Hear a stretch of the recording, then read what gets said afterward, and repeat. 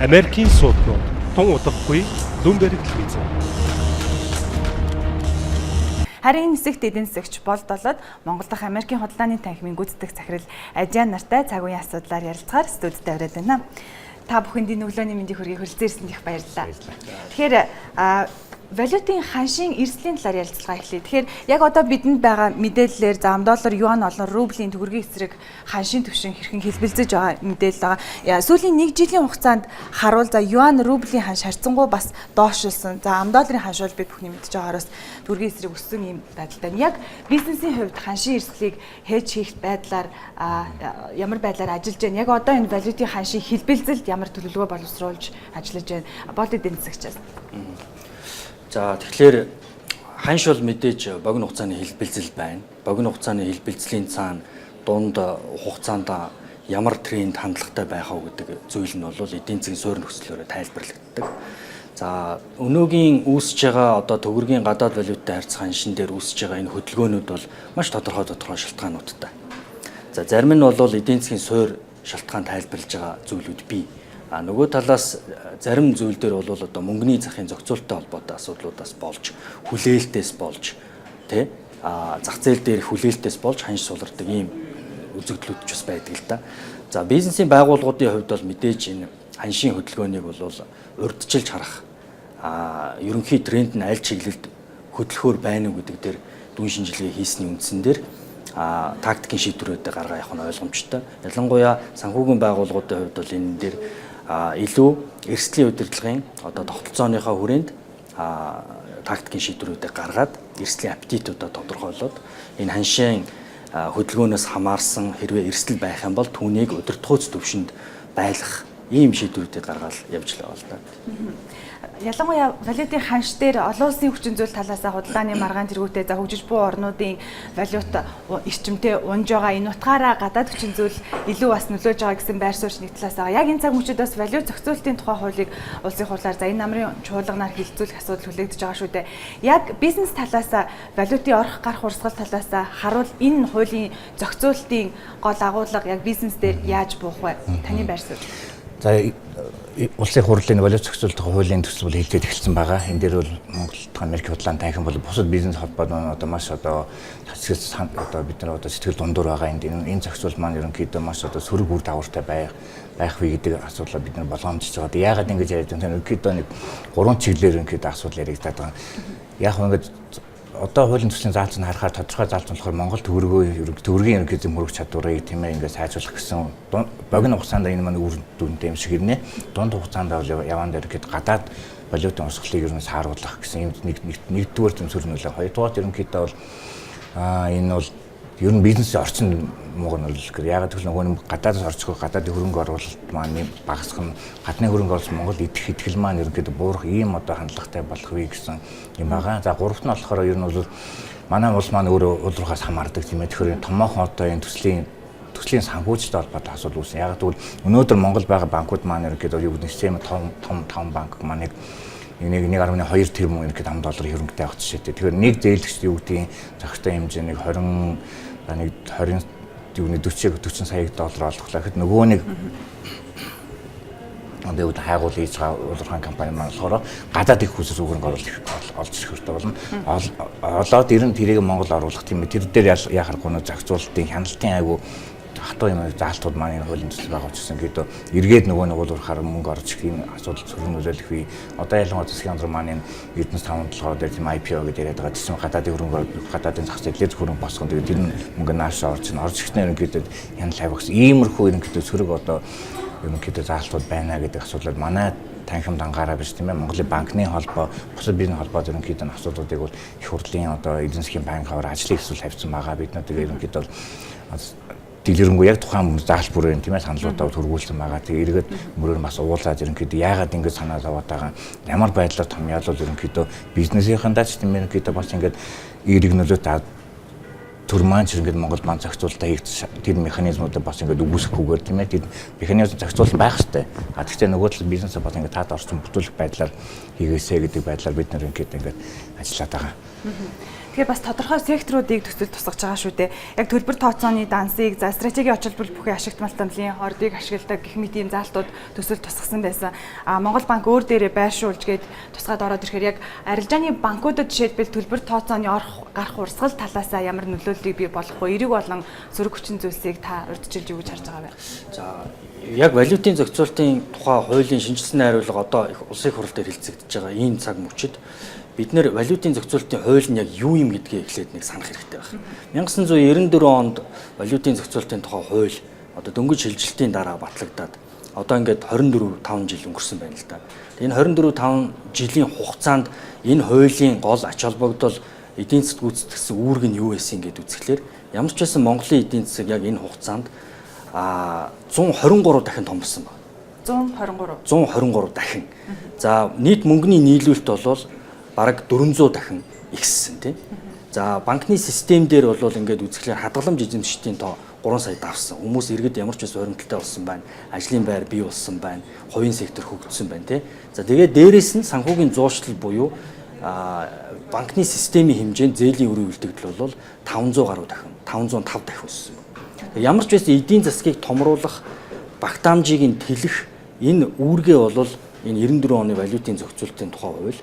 Ялангуяа энэ хуулийн гол агуулга бол чөлөөт зах зээлийн эдийн засгтай орны хувьд хөрөнгийн урсгалыг аливаа хэлбэрээр хязгаарлахгүй, гадаад гүйлгээ валютын арилжааг төрөөс хязгаарлалт хянахгүй гэсэн ийм үндсэн агуулгатай хууль байсан.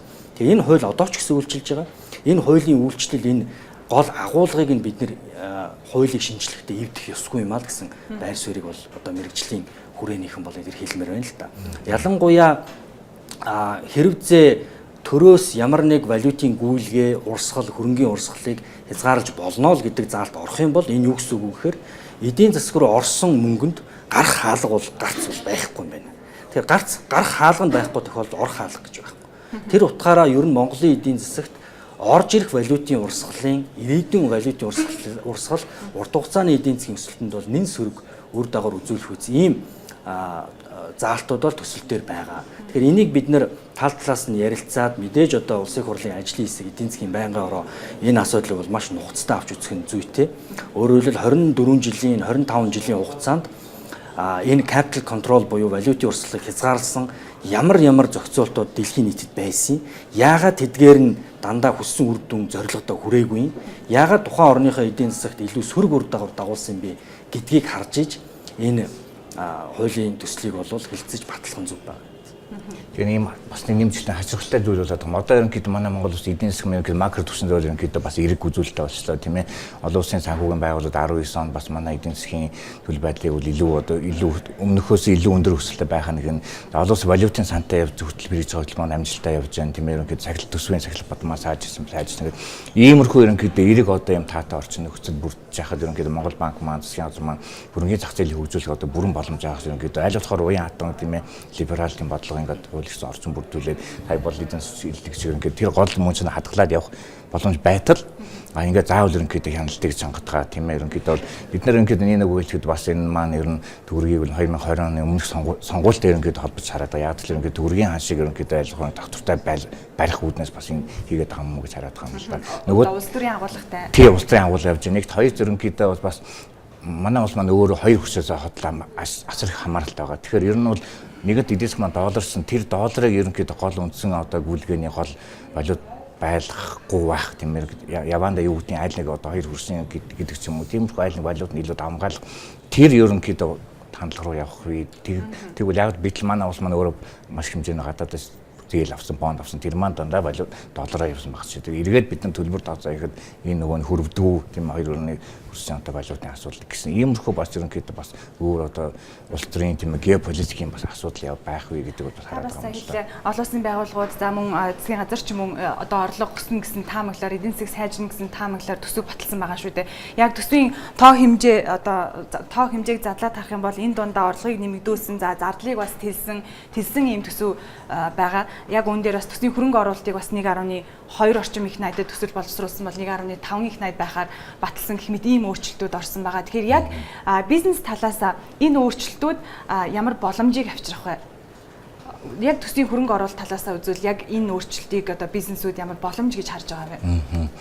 За яг энэ дээр бол манай бид нар сая 10 сарын гэдэг сарын болт хийгээд ирэх манай дээр бол нэг судлаач бид олон улсын байгууллага ирээд ирэхэд юу гэж хэлж байгаа бол энд 19 төсөн батлагч ерөнхийдөө чих хандлага нь ямар нэг чинь сүүлийн 3 ерөнхийдөө сонгуулийн цикл ерөнхийдөө яг тэр давтамжтай явж байна. Яг бол яг сонгуулийн ингээд өгч жил ерөнхийдөө төсөн манаас хэмжээд хилдэг, бодлого нэмэгдэг тийм ээ, даргалгаа нэмэгдэг ерөнхийдөө бол яг нөгөө судалгаа нь бас хэдүүлэн байхгүй тийм олон ерөнхийдөө хөрөнгө оруулалтыг ингээд хийцэн. Тэгээ яг хөө өөрөөр хэлбэл боломж талаас нь магадгүй ингээд ерөнхийдөө тийм ээ бас нэлээд олон ингээд юунууд одоо юунууд тендер зарлагдах юм байна гэдэг бол ийм одоо эрэг талаас нь харж болох юм. Гэхдээ бид нар бас ингэж бол яг харахгүй байгаа юм л да. Ерөнхийдөө энэ манай харахгүй бас жоохон сонгуулийн хугацаанд юм болж जैन даа л гэж ер нь тийм байдлаар харагдаад. Магадгүй нөгөө талаас энэ төсвийн төлөөс эрсдэл талаас нь харуул мөнгөний бодлогод ямар эрсдэл бий болох вэ?